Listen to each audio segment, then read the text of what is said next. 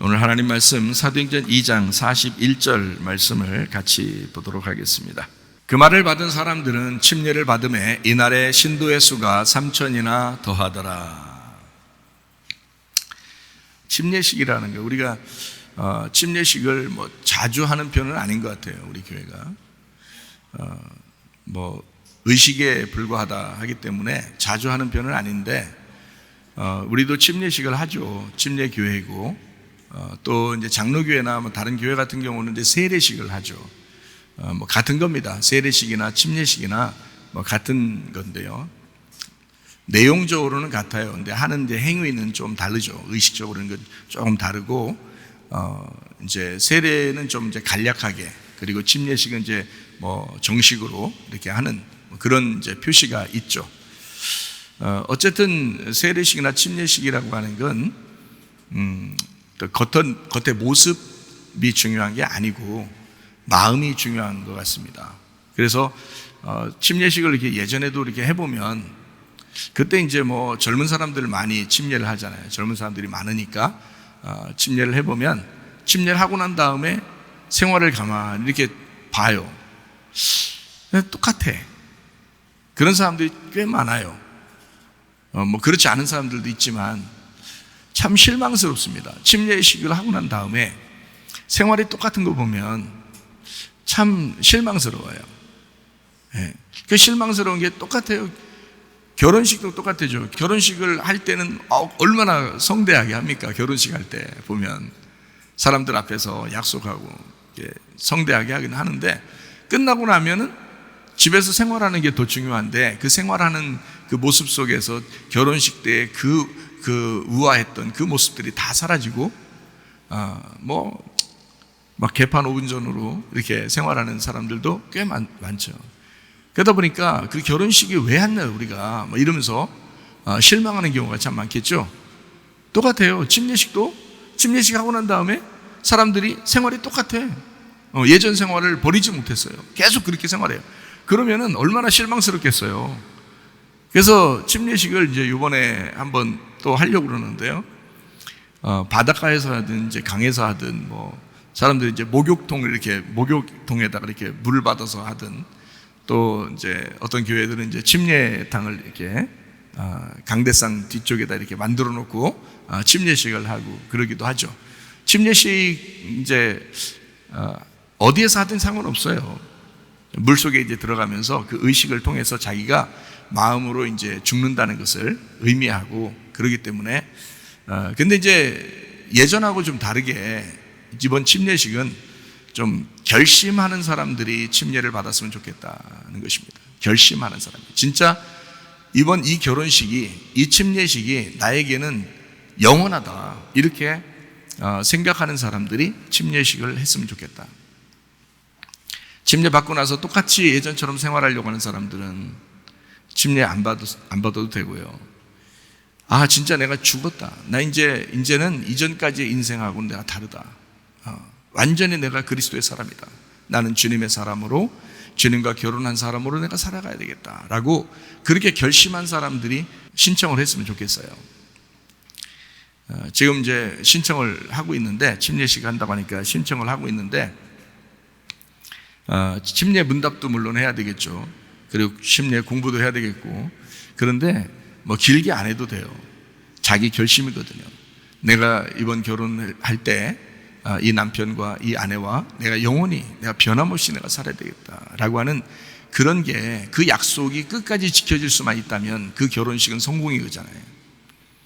마찬가지로 침례식 자체가 주님과 내가 오늘 결혼해서 내가 이 결혼식을 끝까지 생각하고 내가 영원히 내가 가야 되겠다라는 것을 그 결심이 완전히 선 사람, 그런 사람들이 이제 침례식을 받아야 되겠죠.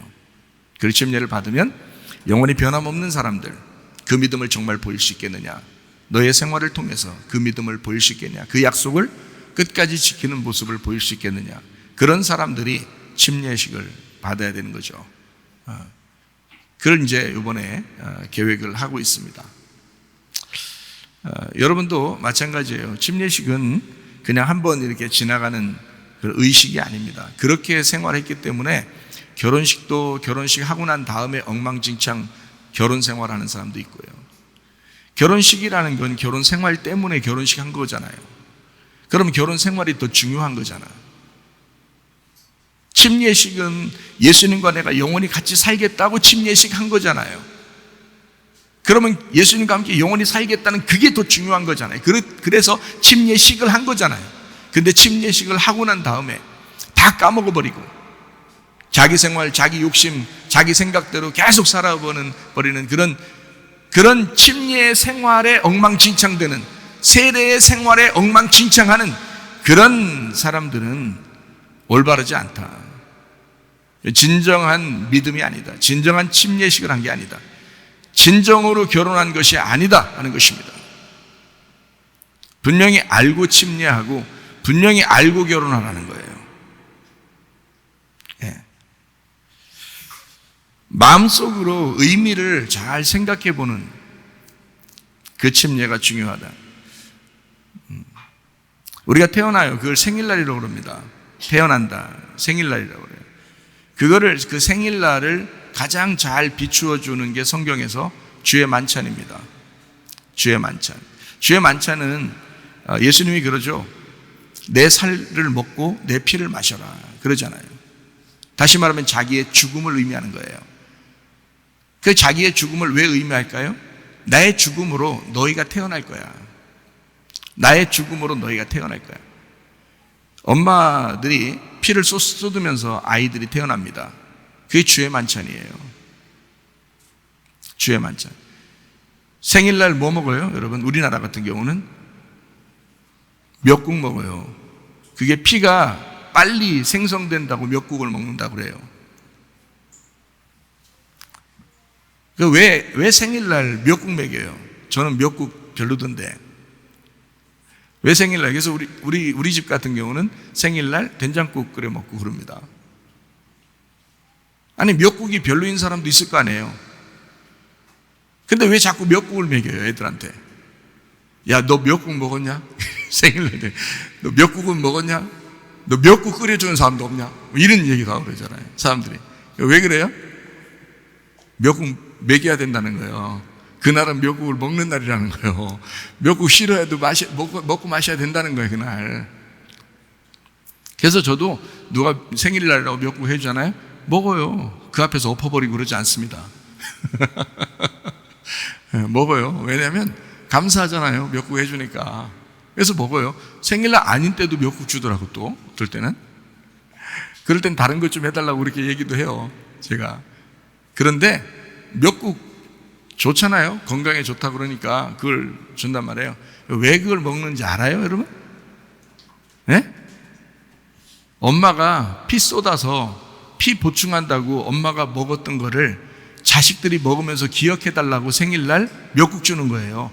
그 자식 때문에 주는 게 아니라 엄마 기억하라고 미역국 주는 거예요. 여러분, 알아요? 알고 드셨어요? 애가 뭔 피가 필요해? 엄마가 피 쏟았기 때문에 미역국이 필요해서 엄마가 먹는 거지.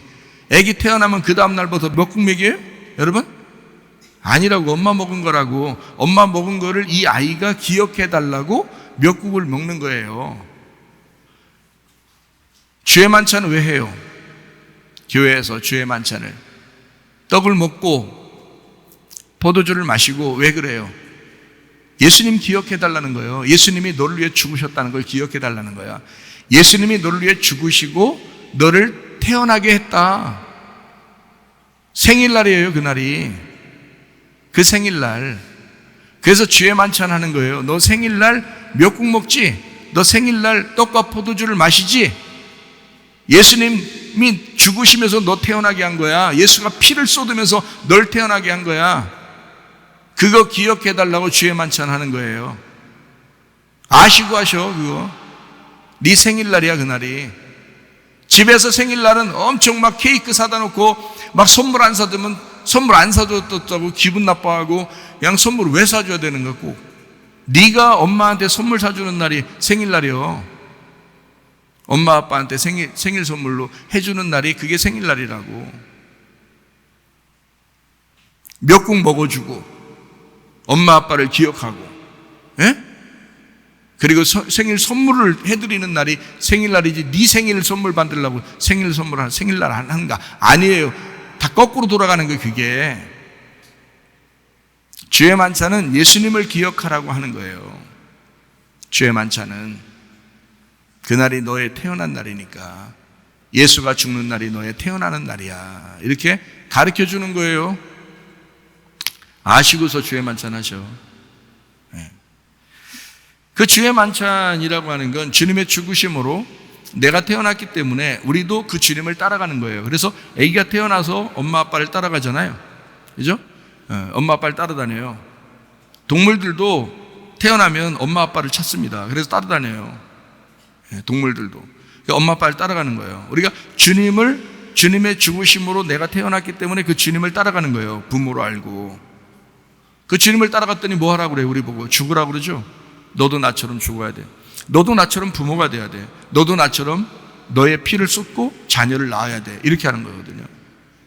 그 성숙함. 그래서 세례식이 있는 거예요. 세례식, 침례식. 주님을 따라가라고. 세례식, 침례식을 성경에서는 다른 말로 뭐라고 그러냐면 할례식이라고 그럽니다. 할례식. 그래서 애가 태어나서 8일날째 어떻게 해요? 애가 태어나면 8일날 예수님도 그거 했어요. 예수님도 예외가 없어요. 누구나 인간으로 태어난 사람은 할례를 거쳐야 되는데 그 할례식을 다른 말로 말하면 세례식 혹은 침례식이라고 그러는 거예요. 그날 뭐 하는 거예요? 할례식이 뭐예요? 남자의 표피를 끊어냄으로써 육체를 끊어내는 것입니다. 육체가 죽는 날이에요. 육체가 죽는 날, 그게 할례식이고 그것이 침례식이라는 겁니다. 육체가 죽는 날. 그러니까 침례하고서 다 또 육체로 살아, 이것들이. 그래서 목사가 실망이 이만저만이 아니에요. 사람이 그 결혼식 하고 난 다음에 그 결혼식을 다 까먹고 또 다른 남자를 만나고 다른 여자를 만나는 그런 사람들이 또 있는 거예요.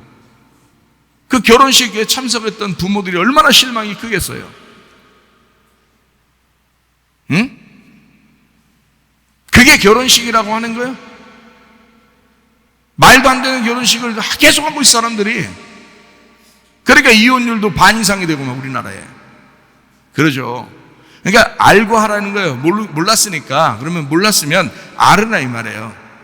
그래서 할례식은 침례식과 같고 세례식과 같은 거예요. 그러니까 완전히 육체가 끊어지는 거, 자기의 죽음을 말하는 것입니다. 더 이상 내 뜻대로 살지 않으리라. 더 이상 내가 내 생각대로 살지 않으리라. 더 이상 나는 죽었다라는 것을. 그래서 의식이라고 하는 건요, 중요하지 않습니다. 의식이라는 건 중요하죠. 그러나 그 의식보다 더 중요한 게 마음의 의식이에요. 마음의 의식. 마음으로 진짜 결심했느냐, 그게 더 중요한 거예요. 그걸 거듭남이라고 하는 거예요. 거듭남. 다시 태어났다.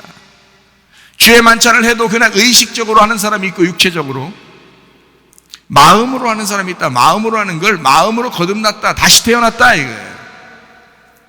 그거는 땅에서 태어난 게 아니고 하늘에서 태어났다라고 하는 것입니다. 그걸 거듭났다. 자, 하늘나라에 어떻게 가나요? 그냥 태어나면 다 갑니까? 아니에요. 거듭나야 가는 것입니다. 다시 태어나야 가는 거예요. 침례식 받으면, 세례식 받으면 그냥 천국 가는 거예요? 아니에요. 마음으로 받아야 된다 이거야. 마음으로, 진짜 마음으로 받으셔야 된다 이거야. 하늘로서 태어난 거, 다시 말하면 육체의 씻음입니다. 육체가 씻는 걸 말하는 거니까 세례식도 마찬가지죠. 육체를 씻는다. 너의 죄를 다 씻어버린다. 이런 걸 세례식이라고 그러거든요. 침례식은 아예 씻는 거 정도 안 되고 아예 죽어라 그러는 거고, 물속에 팍 집어넣어버리고. 그래서 세례식은 그냥 물 이렇게 찍어서 발라 씻어. 머리라도 씻어라, 이렇게 씻어주잖아요. 이렇게 머리를. 네 생각이 바뀌어야 돼. 네 육체가 바뀌어야 돼. 그런 거거든요. 마음의 죽음입니다. 우리 마음으로 내 마음은 죽었고 주님의 마음을 내가 따라가리라. 그런 결심. 그게 세례식, 침례식입니다. 마음의 할례를 말하죠. 마음의 하나됨을 의미하는 것입니다. 마음이 중요한 것이다. 너희가 육체로 의식적으로 하는 결혼식이나 침례식이 중요한 게 아니고 마음으로 해야 된다. 그래서 이것을 그냥 너 교회 왔다고 구원받은 게 아니라 영혼의 구원이 중요한 거야. 그게 중요한 거야. 의식이 중요한 게 아니라 그건 중요치 않아. 마음의 중요성, 마음으로 실제로 영혼이 구원받아야 그게 중요한 거야. 영혼이 너니까 너의 모든 삶이 구원받아야 되는 거야. 한번 의식을 치렀다고 해서 결혼한 게 아니야. 네 결혼 생활을 볼 때 그 결혼식이 진짜구나라는 것을 알게 되는 거다. 너의 생활을, 너의 영혼의 생활을 가만히 보면 네가 진짜 침례를 받았는지 그걸 알 수 있다는 거예요. 그런데 목사들이 볼 때 상당히 실망스러운 경우가 많습니다. 목사들도 잘 안 되는 경우가 많으니까요. 그렇지만 최소한 그 결심, 그것이 잊지 않도록, 그 결심을 잊지 않도록 날마다 돌아서는 거죠. 날마다 돌아서면서 하나님 앞에 자기의 그 결혼식을, 그 침례식을 늘 생각하면서 하는 거죠. 그게 회개라고 그러는 거예요. 그래서 우리는 날마다 회개하면서 살아간다, 이렇게 말하는 것입니다. 그래서 날마다 주의 만찬이 중요한 거죠. 아, 내가 태어난 거, 날마다 내가 태어나는구나 라는 것을 생각해 봐야 되는 거고요. 날마다 침례식이 중요한 것입니다. 날마다 할례식이 중요한 것이다. 내 육체를 끊어내는 것이다. 나는 죽었다. 날마다 생일이듯이 날마다 내가 결혼식 하는 것이다 라고 생각하고 부부가 산다면 얼마나 좋을까요? 생각해 보세요. 우리 오늘 결혼식이야. 그리고 살아가요. 자고 일어났더니 오늘 우리 새날을 맞이했네. 오늘 우리 결혼식이야. 얼마나 행복한 가정이 되겠어요. 우리 오늘 이혼식이야. 이상하잖아. 그런 건 안 된다는 거지. 오늘 결혼식이야. 날마다 결혼식 하는 것처럼 생활하면 얼마나 좋겠냐고요. 그죠? 그게 바로 뭐냐면 날마다 침례야. 날마다 결혼하는 거. 날마다 육신이 끊어진다. 날마다 우리 할례식 한다. 날마다 육체가 끊어지는 생활한다. 이게 중요한 것이죠.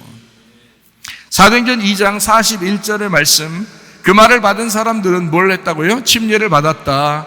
우리 교회는 침례라고 읽으니까 그렇죠. 또 누가 또 시비 걸면 안 되죠. 야, 세례라고 써있는데 왜 침례라고 읽으냐. 그렇게, 그럼 우리가 그러면 침례교회인데 침례라고 읽어야지. 그럼 우리가 그러면 침례교회인데도 세례로 읽어요, 자꾸? 그럼 안 되잖아요. 우리는 침례. 그래서 침례교회는 또 침례라고 쓴 성경책이 따로 나와요. 그 말을 받은 사람들은 침례를 받음에 이날의 신도의 수가 3천이나 더하더라. 이 사람들은 침례를 받고 난 다음에 진짜 성도가 된 거예요. 진짜 교인이 된 거예요. 그러니까 이 사람들 날마다 모이죠. 예. 그러니까 우리가 흩어져서 혼자 성경을 읽을 수도 있고 기도할 수도 있는데 사실 교회는 모이는 것입니다. 제1 예배당에서도 모이는 것이고 제2 예배당에서도 모이는 거예요. 모임이 있어야 이걸 교회라고 그러는 거예요. 함께 식사도 하고 함께 말씀을 나누고 그걸 가족이라 그러는 것이거든요. 가족이 혼자 있을 때 가족이에요? 그건 혼자 있는 거죠. 그건 사람이라 그러죠. 그러나 가족이 있을 때는 모였다. 이걸 가족이라 그러죠. 그래서 하나님의 가족도 마찬가지입니다. 교회로 모이는 것이거든요. 제1예배당, 제2예배당으로 자꾸 모이셔야 합니다. 그걸 교회라 그러는 거예요.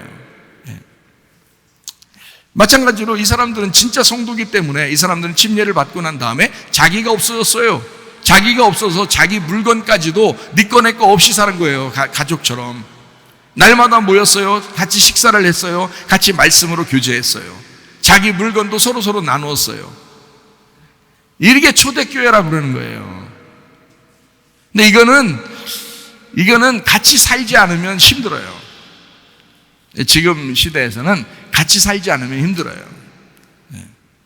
그래서 우리 학교 같은 경우는 기숙사 생활을 같이 하니까 그 기숙사 생활하는 학생들은 옷도 서로 막 나눠서 입어요. 자기들 거 내 거야 이건 이런 게 별로 없어요. 물건들도 서로 이렇게 나눠서 쓰고 그럽니다. 그러니까 얼마나 아름다운지 몰라요. 그러니까 자기들 형제 같은 거야, 이 아이들이. 자기들이. 그래서 방학을 주면은 한 달에 한 번씩 방학 주는데 자꾸 안 가는 사람도 있고 빨리 오고 싶은 사람도 있어요. 왜냐면 어차피 식구들이니까 이것도 여기도 그렇게 사랑한다고요. 저가 만든 게 아니라 하나님이 원래 그걸 교회라고 이렇게 만들어 놓은 거거든요. 성경에. 사도행전 2장에 쭉 내용을 2장에 41절부터 내용을 쭉 47절까지 읽어보면 그렇게 돼 있어요. 그 사람들 날마다 식사하고 말씀으로 교제하고 함께 기도에 전념하고요. 서로 사랑하고 그 사람들에게 칭찬받고 물건을 서로 네 거 내 거 없이 그렇게 서로 쓰고요.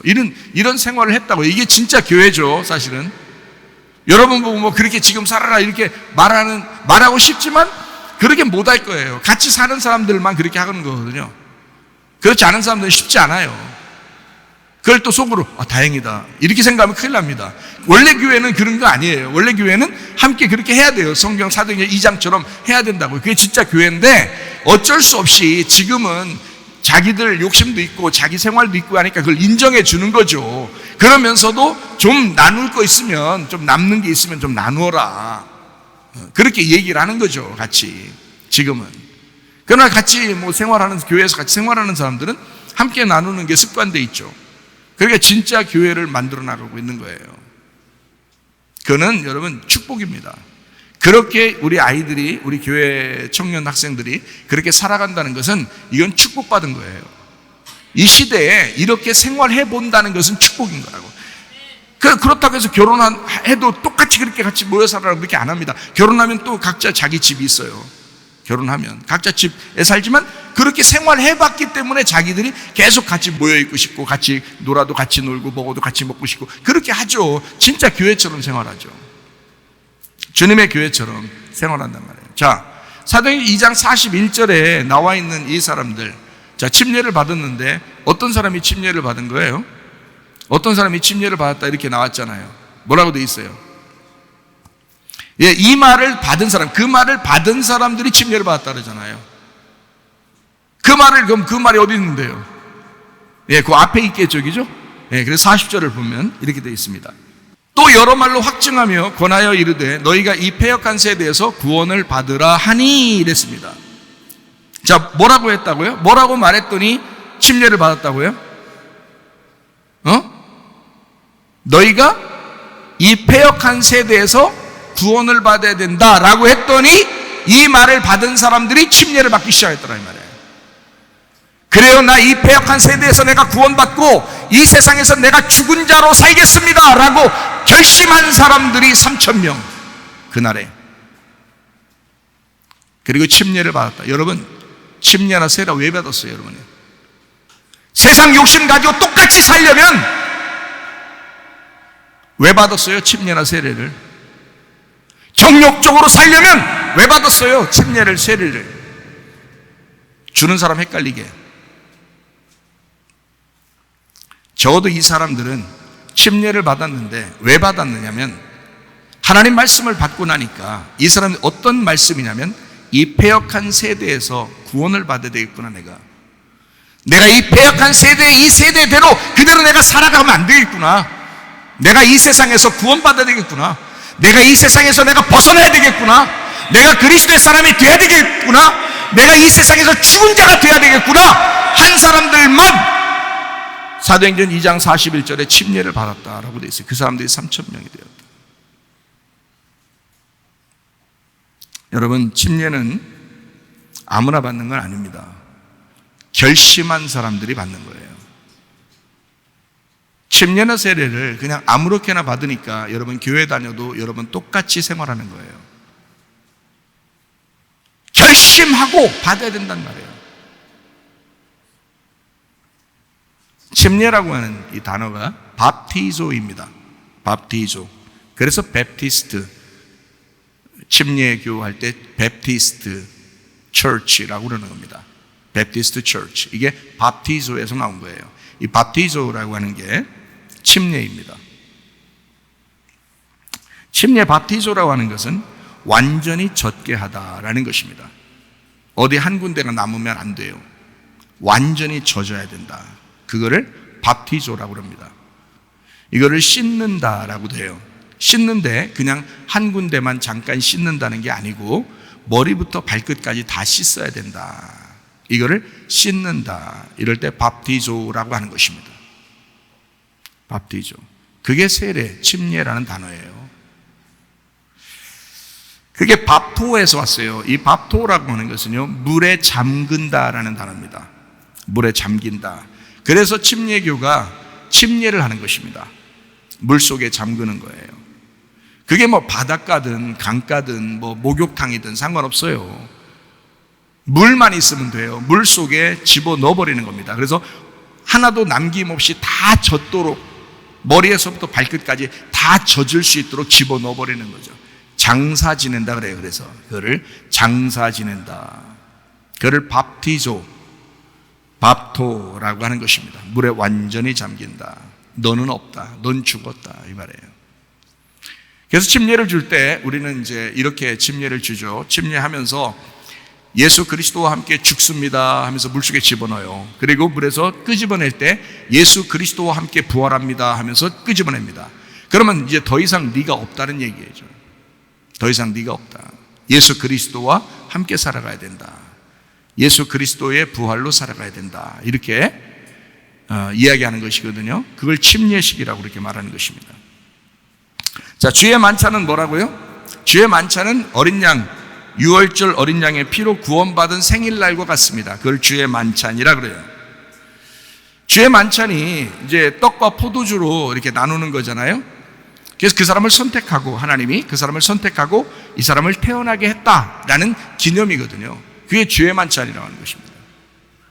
그거를 선택했다는 것을 의식적으로 알려준 때가 있어요. 이 떡과 포도주로 알려준 때가 처음 나오는 게 창세기 14장 18절입니다. 살렘왕 멜기세덱이 떡과 포도주를 가지고 나왔으니 그는 지극히 높으신 하나님의 제사장이었더라. 이렇게 되어 있습니다. 떡과 포도주를 가지고 멜기세덱이 와서 아브라함에게 주는 것입니다. 주의 만찬도 똑같았죠. 예수님께서 제자들에게 뭐라 했어요? 이건 내 살이요 내 피다 라고 하면서 떡과 포도주를 주죠. 그죠? 멜기세덱 왕으로 오신 우리 주님께서 제사장으로서 이 땅에 죽으실 걸, 자기의 죽음을 이야기하면서 너희들도 똑같이 나를 따라와야 된다라고 하는 그 의미로 너희들 태어나는 거야. 오늘 내가 너희를 선택한 거야. 너희가 선택받았음을 기념해라. 그래서 주의 만찬이 있는 거고요. 그걸 생일날과 똑같은 의미입니다. 요한복음 13장 8절 10절입니다. 베드로가 이르되 내 발을 절대로 씻지 못하시리이다. 예수께서 대답하시되 내가 너를 씻어주지 아니하면 네가 나와 상관이 없느니라. 예수께서 이르시되 이미 목욕한 자는 발밖에 씻을 필요가 없느니라. 온몸이 깨끗하니라. 너희가 깨끗하나 다는 아니니라 하시니. 이렇게 했습니다. 그러니까 목욕이라는 말이 나오고 손과 발을 씻는다는 말이 나오잖아요. 씻는다는 것은 세례를 의미하고 목욕하는 것은 침례를 의미합니다. 그런데 우리가 결혼식도 한 번 하듯이 이 침례를 통해서 자기의 죽음이라고 하는 그 기념 의식은 한 번 해요. 그런데 날마다 씻는 것은 날마다 생각하는 거죠. 날마다 그 목욕한 것에 대해서 자꾸 생각을 하는 거죠. 그리고 살아가는 겁니다. 그래서 이거를 이제 구약에서도 이런 일이 있었는데 그게 바로 뭐냐면 출애굽기 38장 8절 그가 노스로 물두멍을 만들고 그 받침도 노스로 하였으니 곧 회막문에서 수종드는 여인들의 거울로 만들었더라. 이게 뭐냐면 물두멍이거든요. 물두멍은 왜 있어요? 세수대야처럼 생겨가지고 물을 담아놨어요. 그래서 물로 자꾸 씻으라는 거거든요. 손과 발을 씻으라. 내가 하나님의 백성으로 목욕한 자는 손과 발을 날마다 씻으면서 들어가라는 거예요. 하나님을 만날 때. 예배할 때 손과 발을 매일 씻으면서 나아가라는 거예요. 하나님 앞에. 뭘로 만들어라겠어요? 회막문에서 수종드는 여인들의 거울로 만들었어요. 성경을 뭐라고 그러죠? 우리들의 거울이라고 그럽니다. 하나님의 말씀으로 그 물두멍을 만들고 그 물두멍에서 그 물로 너희를 자꾸 비추어 보고 너희를 씻으라는 것입니다. 그래서 하나님의 말씀으로 씻으라는 얘기예요. 이게 지금은 뭐 물두멍 갖다 놓고 우리가 교회 들어오면서 물두멍 갖다 놓고 막 씻으면서 예배드리고 이러진 않잖아요. 그건 하나의 종교 의식에 불과하죠. 그러나 우리는 마음으로 씻어야 된다, 날마다. 그래서 마음으로 씻으면서 예배해야 된다는 거예요. 그게 물두멍의 씻음이에요. 뭘로 씻어요? 말씀이라 했잖아요. 말씀. 그 거울로 만들었다 그랬잖아요. 그 말씀으로 만든 그 물두멍에서 씻어야 된다. 다른 데서도 다 씻죠. 이 사람들 세수도 안 하고 뭐 손도 안 씻고 그러겠어요? 다른 데서도? 다 하죠. 집에서도 하고 식당에서도 하고. 그렇지만 성막에 들어가 예배할 때는 물두멍으로 씻어라. 그게 뭐예요? 거울로 만든 그 물두멍에 씻어서 예배해야 된다. 하나님 말씀으로 날마다 씻어야 된다는 것을 이야기하는 것입니다. 잘 생각해 보세요. 침례식은 할례식과 같습니다. 침례식은요. 창세기 17장 1절, 아브라함이 99세 때에 여호와께서 아브라함에게 나타나서 그에게 이르시되 나는 전능한 하나님이라 너는 내 앞에서 행하여 완전하라 그랬거든요. 자, 99세 때 만났어요, 하나님께서. 그러면 그 앞에 귀절까지는 하나님께서 이제 아브라함에게 이야기하는 그 전에 뭐가 있었는가 하면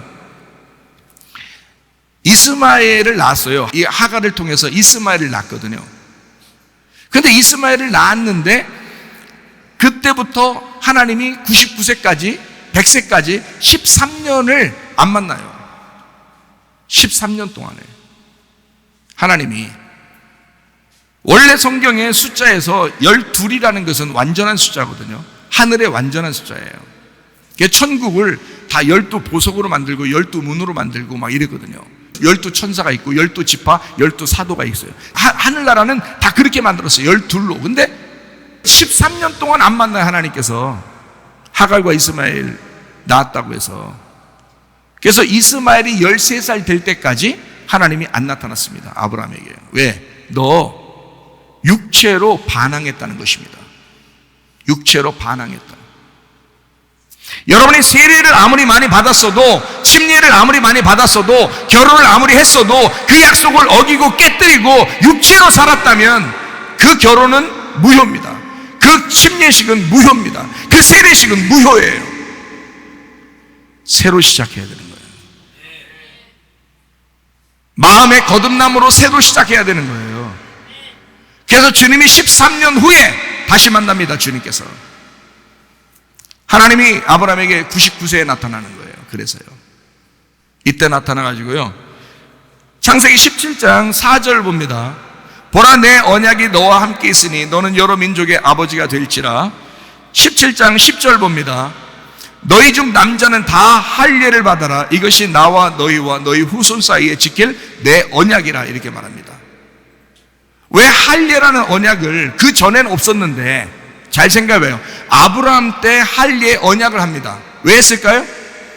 너 남자 구실 잘못한 거야. 너 껍질로 애를 낳은 거야. 네 껍질로 애를 낳은 거야. 그게 이스마엘이야.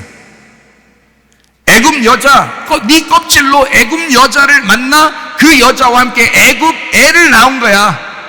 껍질 남자를 낳은 거야. 그게 이스마엘이야.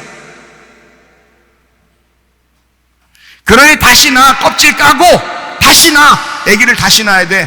하나님의 아들을 낳아야 돼. 알맹이로 낳아야 돼. 둘째 아들을 낳아야 돼. 그렇게 말하시는 거예요. 너 이제까지 육체로 사는 거 다 무효야. 침례식 했다고? 너 세례식 했다고? 너 결혼식 했다고? 그거 다 무효야. 육체로 살면 주님 안 만나요. 13년 동안 기다려야 돼. 너의 반항이야. 너의 육체적인 반항이야. 그리고 99세에 주님이 다시 만나요. 뭐 하라고 만나는 줄 알아요? 껍질 까. 육체 죽여. 육체 끊어내야 돼. 너 다시는 육체로 안 살겠다고 결심해. 그렇게 할례식을 하는 거예요. 그게 침례식이라고요.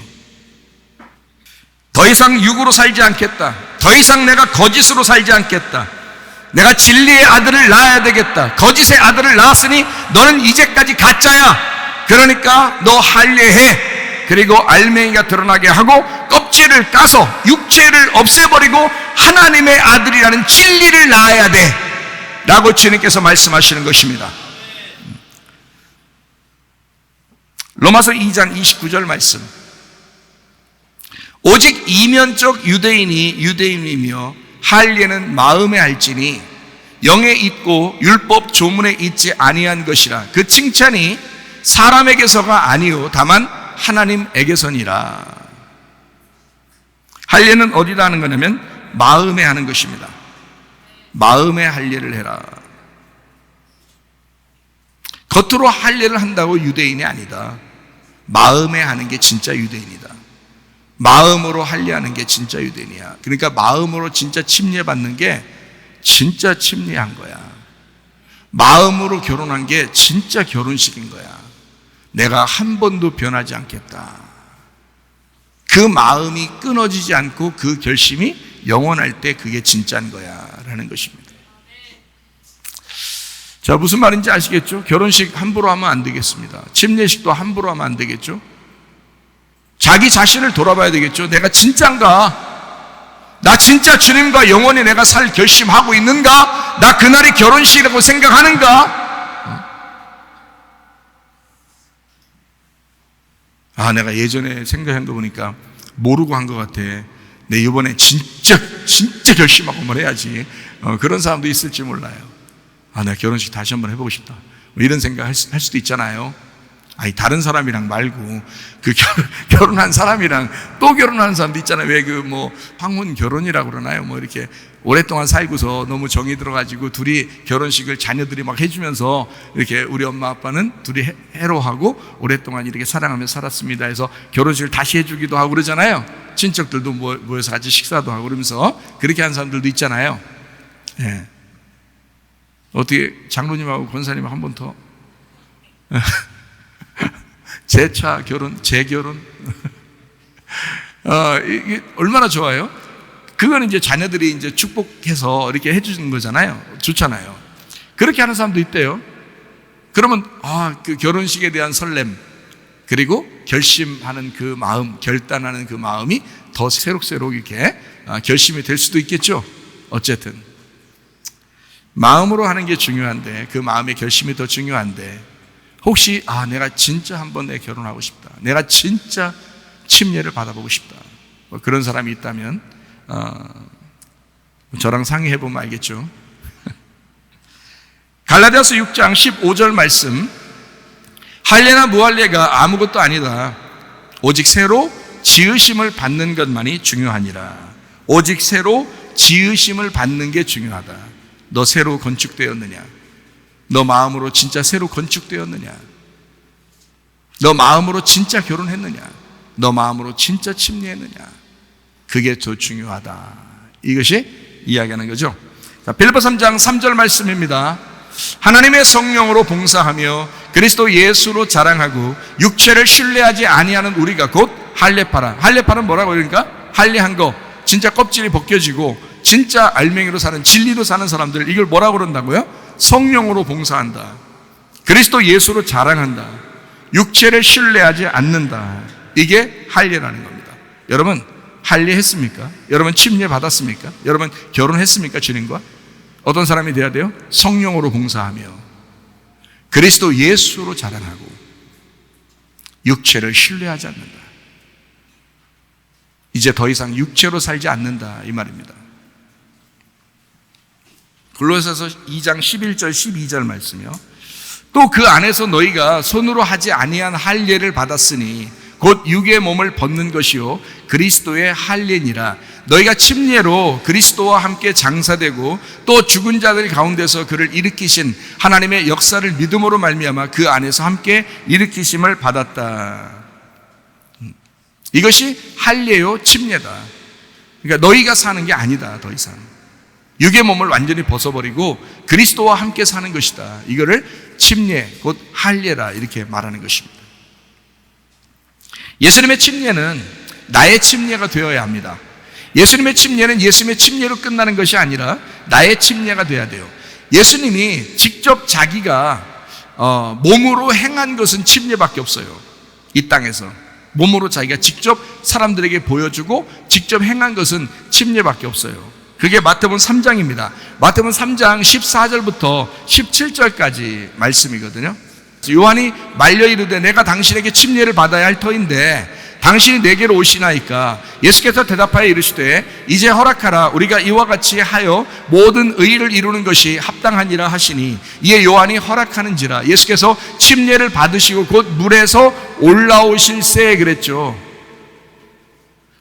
분명히 세례는 아닌 것 같아요. 그렇다고 세례를 비난하는 거 아닙니다. 씻는 세례나 물에 잠기는 침례나 똑같아요. 의미적인 거니까, 마음으로 하는 거니까.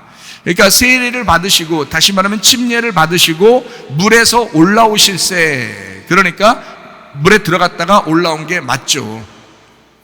하늘이 열리고 하나님의 성령이 비둘기같이 내려 자기 위에 임하심을 보시더니 하늘로부터 소리가 있어 말씀하시되 이는 내 사랑하는 아들이요 내 기뻐하는 자라 하시니라.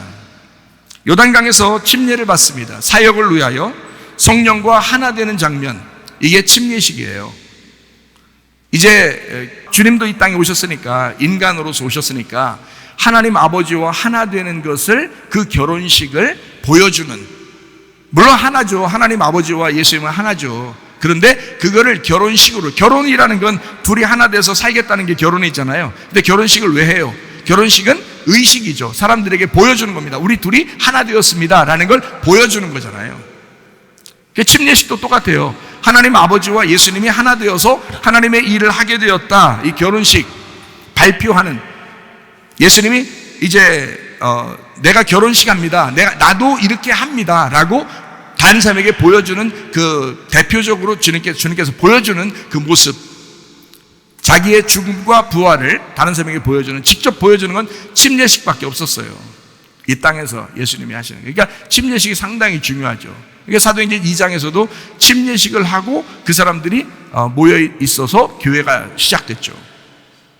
성령 받으면 침례를 받게 돼 있어요. 성령 받으면 침례를 받게 돼 있고, 그리고 그들이 모여서 교회를 이루게 돼 있습니다. 그러니까 그 사람들은 뭐 교회에서 별 문제가 안 생기죠. 왜냐면 자기가 죽은 사람들이 모여서 교회를 했으니까. 근데 교회에 왜 사람들이 문제가 생기느냐? 왜 욕심이 나고, 왜 교만하고, 왜 잘난 체하고 사람들 싸우고 왜 그러느냐? 안 죽어서 그런 거예요. 그 사람들이 교회에 와서 자기도 교회네 그렇게 생각하니까 그런 거예요. 교회 아닙니다. 아직 교회가 안 된 거예요. 교회는 그런 사람이 있을 수 없습니다. 교회는 침례를 받은 사람들이 교회를 이루었다, 이렇게 말하죠. 침례를 받, 용서하는 사람이, 사랑하는 사람이, 다른 사람을 미워하지 않는 사람이, 욕심내지 않는 사람이, 화내지 않는 사람이, 그런 사람이 교회를 형성하는 거예요. 침례 받았으니까. 근데 왜 자꾸 내 거 하냐고. 교회 와서도 왜 자꾸 욕심내고, 왜 화내고, 용서하지도 못하고, 미워하고, 왜 그렇게 사나고, 그런 사람들도 있냐고. 왜 그러면 안 된다고요. 침례를 받지 못해서 그런 거예요. 그 사람이 진정한 침례가 없었기 때문에 그렇습니다. 성경의 침례는 자기가 마음으로 진짜 침례를 받은 사람들, 이 사람들이 침례를 받고 교회를 만들었어요.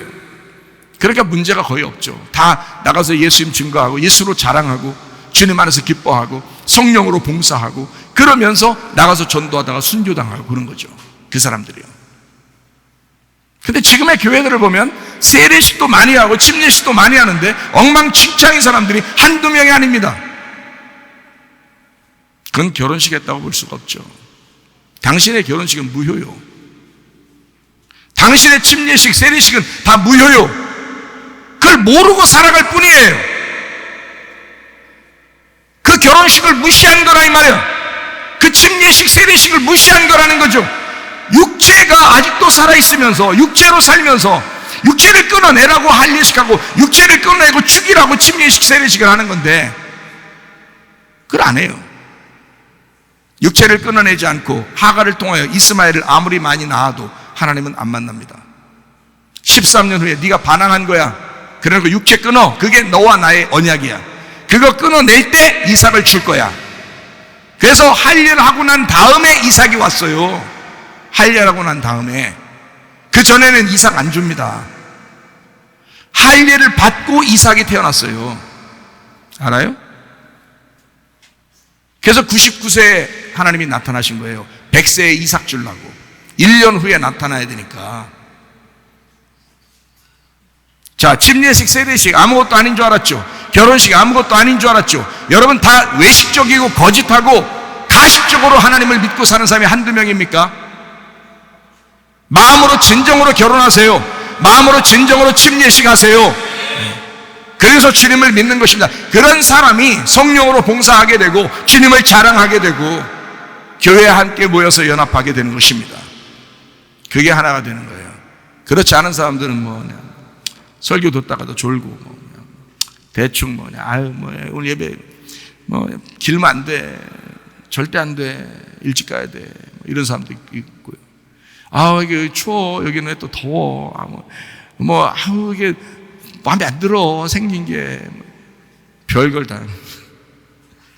그러면 안 됩니다. 창세기 6장 17절. 내가 홍수를 땅에 일으켜 무릇 생명의 기운이 있는 모든 육체를 천하에서 멸절하리니 땅에 있는 것들이 다 죽으리라. 노아 홍수 침례거든요. 노아 홍수 침례. 땅에 있는 것들을 다 멸절시키리라. 그게 침례예요.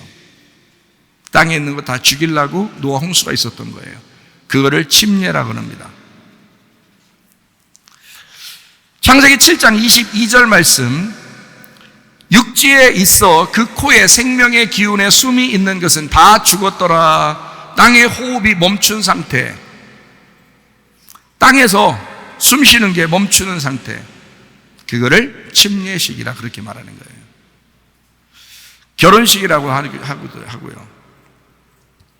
왜요? 결혼식은 무덤이니까, 죽는 거니까, 죽으려고 결혼하는 거니까. 침례식도 마찬가지예요. 노아 홍수도 마찬가지예요. 땅에 있는 걸 멸절시키고 땅에서 호흡하는 것을 다 멈추게 하려고. 그래서 남자가 여자랑 결혼하잖아요. 남자가 여자랑 결혼하잖아요. 그럼 남자가 여자한테 죽는 것입니다. 자기를 다 내주는 거예요. 왠지 알아요? 여자가 무덤이었으니까.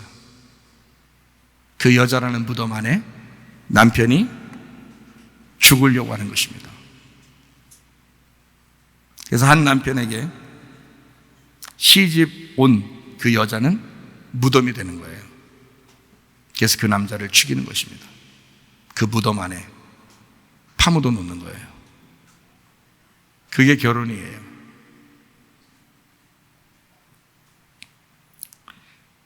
땅의 호흡이 멈추면 침례식을 한 거다.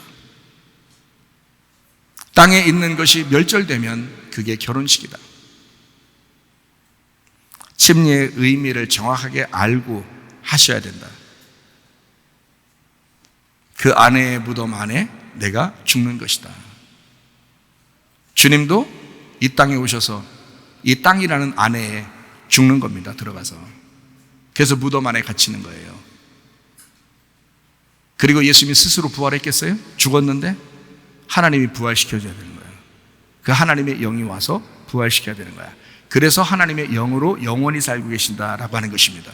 그걸 부활의 삶이라고 하는 거야. 여러분이 이 땅에서 땅에 있는 것이 멸절되고 나의 땅의 호흡이 다 멈춘 상태가 되면 나는 죽는 거죠. 그 무덤 안에 들어가는 거죠. 그러면 내가 살아요? 누가 살려줘요? 하나님의 영이, 그 예수님이 날 살려주시는 거야. 그래서 더 이상 내가 아니고 예수님이 살아가는 거야. 그걸 교회라 그러는 거예요. 교회 와서 그냥 자기 좀 알아달라고 막 떼쓰고 그러지 마요. 그거 표신하니까 괜히. 침례 안 받은 거, 세례 안 받은 거, 그 주님과 결혼 안 한 거 표시나 괜히. 그러니까 그런 짓 하지 마. 우리 교회는 특히 그런 짓 하면 안 돼요. 출애굽기 14장 21절. 모세가 바다 위로 손을 내밀매 여호와께서 큰 동풍이 밤새도록 바닷물을 물러가게 하시니 물이 갈라져 바다가 마른 땅이 된지라. 홍해바다 건너는 침례입니다. 그 바다를 건너가야 광야로 들어가요. 그리고 광야에서 또 요단강을 건너가야 가나안 땅으로 들어가게 되는 거예요. 왜 하나님이 그렇게 만들었을까요? 침례예요. 침례받지 못한 사람은 하나님의 백성이 될 수가 없다는 걸 얘기하는 겁니다.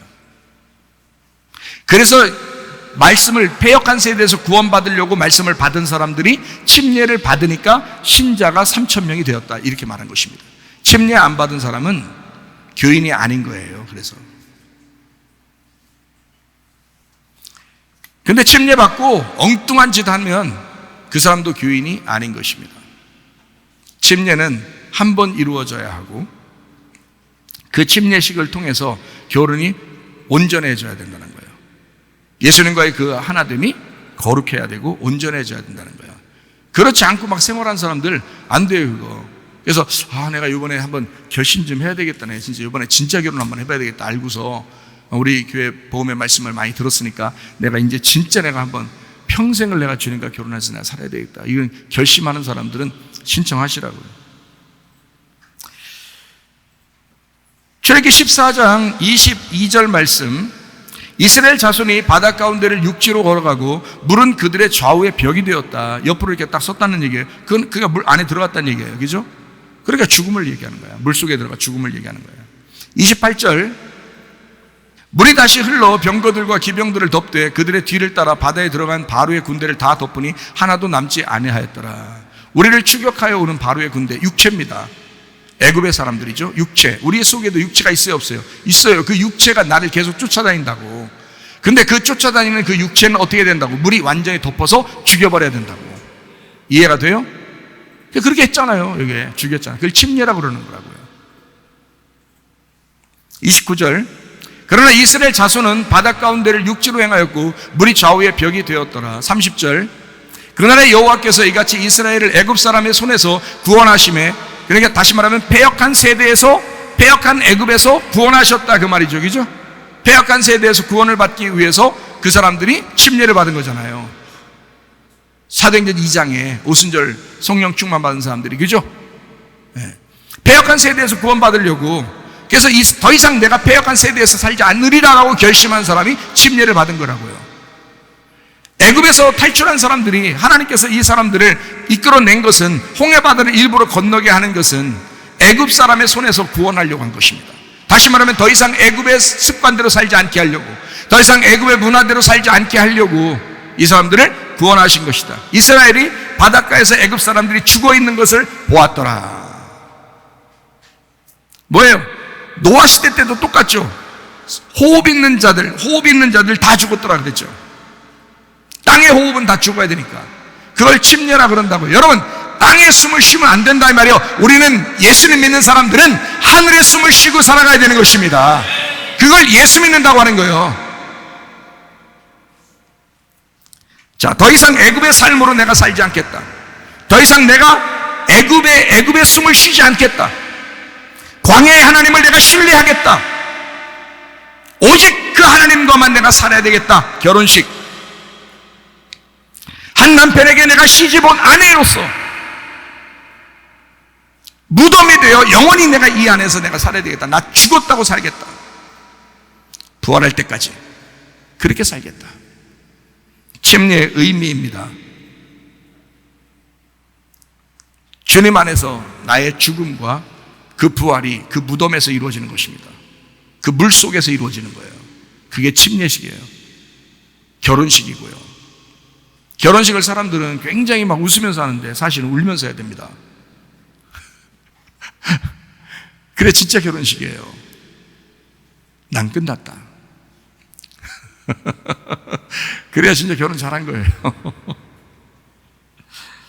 베드로전서 3장 20절 21절, 그들은 전에 노아의 날 방주를 준비할 동안 하나님이 오래 참고 기다리실 때 복종하지 아니하던 자들이다. 방주에서 물로 말미암아 구원을 얻은 자가 몇 명뿐이니 겨우 8명이에요. 물은 예수 그리스도께서 부활하심으로 말미암아 이제 너희를 구원하는 편이 곧 뭐라고요? 침례라. 노아 홍수 역시 뭐라고 했다고요? 곧 물로 죽이려고 했던 침례였다, 이렇게 말하잖아요. 베드로는 구약 성경을 보면서 이걸 깨달은 것입니다. 그럼 여러분과 제가 베드로처럼 똑같이 깨달으면 베드로와 똑같네, 그죠? 베드로와 예수님은 아니란 말이에요. 예수님의 말씀을 해석하고 분석하고 그거를 영적으로 깨달은 사람이죠, 베드로도. 그래서 베드로가 똑같이 얘기하는 거예요. 우리도 똑같이 지금 얘기하고 있잖아요. 우리 교회도. 그러면 우리가 베드로의 이야기를 지금 듣고 있는 거라고. 지금 그 말씀을 듣고 있는 거라고요. 노아 홍수가 침례식과 다른 게 아니에요. 노아 홍수는 침례식과 동일한 것입니다. 육체의 더러운 것을 어떻게 한다고요? 제하여 버리니 아니요, 하나님을 향한 선한 양심의 간군이라, 이렇게 되어 있습니다. 왜 이런 식으로 써놨냐면 죽음을 의미하지만 더 나아가서 부활을 의미하는 것이다 라고 하는 것을 강조하기 위해서입니다. 너희가 죽어서 사는 것 얼마나 율법적이겠어. 참으려고 하니까. 그거 아니지? 선한 양심을 따라 하나님을 향해서 나가는 거야. 이건 부활의 삶이야. 침례식이라는 거 무서워하지 마. 이게 부활의 삶이기 때문에 그런 거야. 주님 따라가기만 하면 돼. 주님 따라가기만 하면. 침례는 악한 양심이 죽어버리고 선한 양심이 간구하는 것을 침례라 그러는 것입니다. 악한 양심으로 죽어버리고 선한 양심으로 살아가려고 하는 거, 이거를 침례식이라고 그래요. 이거는 자연스러운 삶의 태도가 되어야 하는 것입니다. 이것은요. 그래서 선한 양심이라고 그러는 거예요. 너 양심적으로 살아. 그렇게 되는 거죠. 왜냐면 이건 양심적으로 사는 거니까 자연스럽죠. 이게 삶의 태도니까요. 세상 남편과 살던 나의 태도가 변해서 세상 남편과 살던 나의 태도가 죽어버리고 예수 그리스도와 하나 된 결혼 생활의 그 자연스러움, 이 세상에서 남편과 사는 그 자연스러움보다 더 자연스러운 예수 그리스도 남편과 함께 사는 그 선한 양심, 그 양심으로 살아가는 그 삶의 자연스러움이 침례식을 통해서 있어야 된다 그 말입니다. 그게 진정한 침례의 의미다 하는 거예요. 놀랍죠? 침례식 대단합니다. 그래서 이런 침례를 모르고 살던 사람이 옛날에 이런 일이 있었어요. 요즘에는 뭐 그런 사람 많지 않습니다. 옛날에 재침례파라는 사람들이 있었습니다. 재침례파. 그게 침례교의 어떤 뿌리가 되는데요. 우리 침례교의 뿌리가 돼요. 옛날에는 막 천주교가 기독교를 막 못 살게 굴던 때가 있었죠. 근데 그 천주교가 나라 전체적으로 다 애들 때부터 다 세례를 받아요. 유아 세례라 그러죠. 그래서 세례를 다 받겠어요. 뭐 알지도 못하는데, 뭐 선한 양심이 뭔지도 모르는데, 주님 어떻게 따라가는지, 자기가 어떻게 죽어야 되는지 이런 것도 모르는데 그냥 성경에 나와 있는 대로가 아니라 그냥 아기 때부터 그냥 다 그냥 막 줘버리는 거예요. 너희는 천주교인이다 이렇게 하려고, 그걸 다 나라적으로 이걸 이제 통치하려고 다 줘버렸거든요. 아기 때부터. 그걸 이제 유아 세례라 그러거든요. 그걸 지금도 이제 따라서 이제 하는 이제 교단들도 꽤 있죠. 그건 이제 뭐 부모의 어떤 믿음이니까, 아이를 하나님 앞에 바친다는 어떤 의미니까 뭐 좋다 해요. 뭐 그렇게 뭐 어떤 의식으로, 교회의 어떤 행사로 그렇게 할 수도 있어요. 뭐 나쁘다고 얘기하는 건 아닙니다. 근데 옛날엔 천주교가 그런 일을 했어요. 그러니까 그게 이제 진짜가 아니라는 걸 깨달았어요. 믿음으로 사는 사람들이 이제 그 진짜가 아니라는 것을 깨닫고, 이 사람들이 아니다, 우리가 뭔가 착각하고 세례식을 하고 사람들 그 천주교에서 주는 그 세례를 무조건 받았다, 우리 믿음으로 받은 게 아니었다. 그래서 이 사람들이 모여서 믿음으로 형성된 교회가 생겼는데, 그 사람들이 재침례파, 다시 침례를 받자, 우리가 다시 침례를 받자 해서 재침례 교도, 그래서 아나바프티스트라고 합니다. 아나바프티스트, 바프티스트를 다시 하자, 아나하자, 다시 하자. 그래서 거듭 태어난 것처럼 거듭 결혼하듯이 거듭 침례를 하자.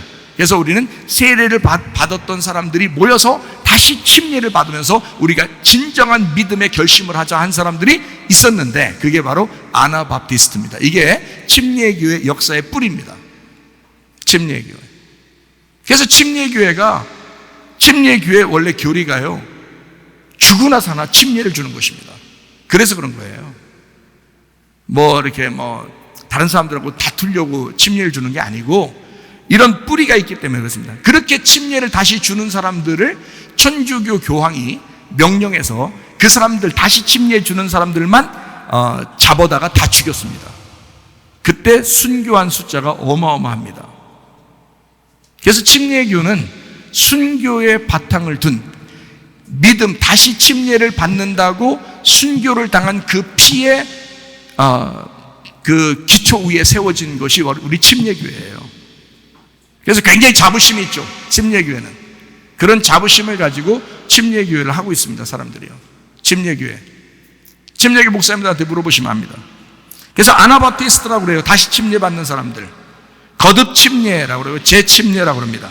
진짜 마음으로 침례받는, 하늘에서 침례받는, 그러니까 땅의 침례가 아니라 하늘의 침례를 받는 자들, 아나바프티스트, 이렇게 그들을 불렀습니다. 그 당시에는 그들을 이제 핍박하기 위해서 다른 언어로 이제 저 재침례 교도들이야 하면서 잡아다 죽였습니다. 그렇지만 실제로 나중에 후대의 사람들이 그걸 연구해 보니까 그 재침례 교도들만큼 믿음이 확실한 사람들이 없었다라고 이제 밝혀진 거죠. 침례라 세례의 의미를 알지 못하고 의식을 행한 사람들은 재침례파가 되어야 마땅한 것입니다.